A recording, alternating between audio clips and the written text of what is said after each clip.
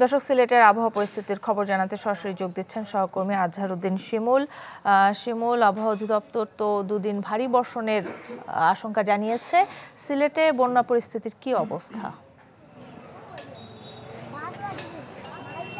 কাকলি, আজকে সকাল থেকে কিন্তু গুড়ি গুড়ি বৃষ্টি হচ্ছিল। এখন কিন্তু আকাশে কোনো মেঘ নেই এবং সিলেটে কোনো বৃষ্টিও হচ্ছে না। আসলে বন্যা পরিস্থিতির কথা যদি আপনাকে বলি, সিলেটের যেসব নিম্নাঞ্চল ছিল সেসব নিম্নাঞ্চল থেকে ইতিমধ্যে পানি নামা শেষ হয়ে গেছে এবং কিছু এলাকায় পানি এখনও আছে।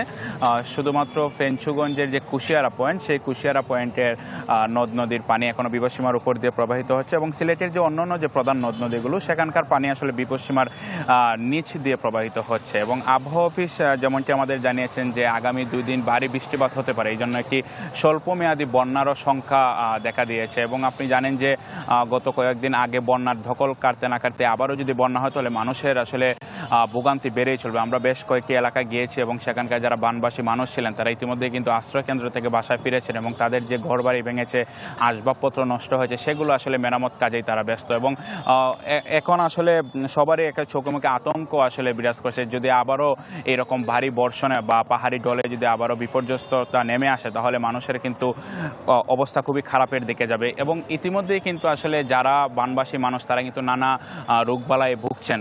কারণ হচ্ছে বানের পানিতে নানা রকমের ময়লা আবর্জনা থাকে এবং সেই সব ময়লা আবর্জনা শরীরে মিশে গিয়ে নানা ধরনের রোগবালাইয়ের সৃষ্টি হয়েছে। ফলে তারা আসলে এই দিক দিয়ে আসলে খুবই ক্ষতিগ্রস্ত। তবে সিলেট জেলা প্রশাসন এবং সিটি কর্পোরেশন জানিয়েছে তাদের মেডিকেল টিম কাজ করছে। তো কাকলি, এই ছিল সিলেট থেকে আমার কাছে সবশেষ। শিমুল, আপনাকে ধন্যবাদ। দর্শক, সিলেটের আবহাওয়া পরিস্থিতির খবর জানাতে সরাসরি যোগ দিয়েছিলেন সহকর্মী আজহারউদ্দিন শিমুল। নগদের কাছে সব গ্রাহকই প্রিয়, তাই তো সারা দেশে ক্যাশ আউট চার্জ সবচেয়ে কম।